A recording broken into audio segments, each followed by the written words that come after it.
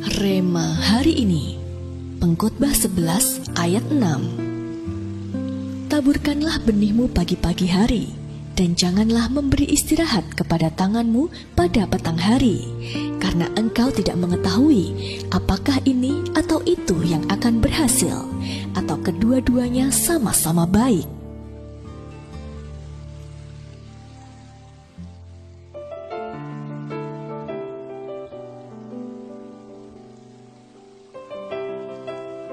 Dalam budidaya anggur, pemangkasan atau pruning adalah kunci utama untuk mendapatkan hasil yang optimal. Pruning pada tanaman anggur dilakukan dengan menggunduli tanaman anggur tersebut dari beberapa daun-daun dan rantingnya. Ini adalah teknik memanipulasi tanaman anggur untuk membuat tanaman anggur seolah-olah seperti di tempat asalnya yang beriklim subtropis. Karena saat musim gugur, seluruh daunnya rontok. Namun saat musim semi, mereka akan tumbuh dengan klaster bunga yang baru. Dengan melakukan pemangkasan tersebut, tidak hanya membantu tanaman anggur untuk berbuah, tetapi juga sekaligus menata bentuk tanaman agar berkembang sesuai dengan keinginan sang pemilik tanaman.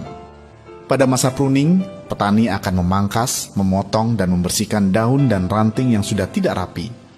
Bagi tanaman tersebut pasti tidak nyaman dan sakit, karena beberapa bagian tubuhnya harus dipotong dan dipangkas.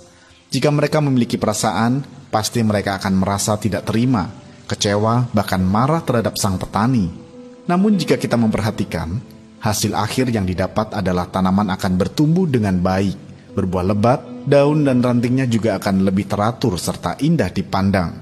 Dapatkah kita bayangkan bagaimana jika sebuah tanaman menolak saat akan dipruning? Ya, tanaman tersebut akan tumbuh dengan liar, tidak terarah, buah yang dihasilkan pun tidak akan maksimal.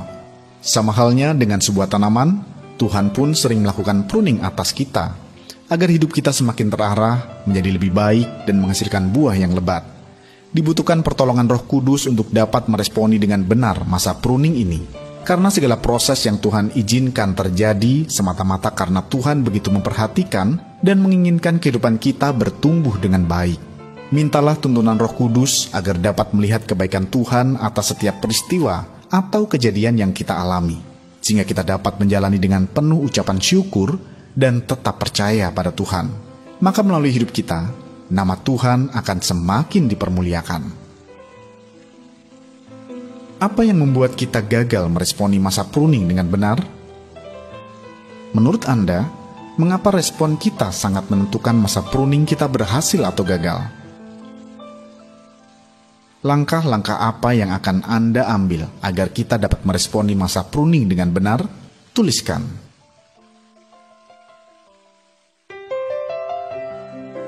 Bapa, kami percaya kehendak-Mu yang terbaik atas hidup kami. Jamah hati kami agar memiliki hati yang mudah diajar oleh Roh Kudus, sehingga kami dapat meresponi masa pruning kami dengan benar, dan hidup kami akan terus bertumbuh dalam iman dan berbuah lebat bagi kerajaan-Mu. Di dalam nama Tuhan Yesus kami berdoa. Amin. Respons kita pada masa pruning sangat menentukan pruning berhasil atau gagal.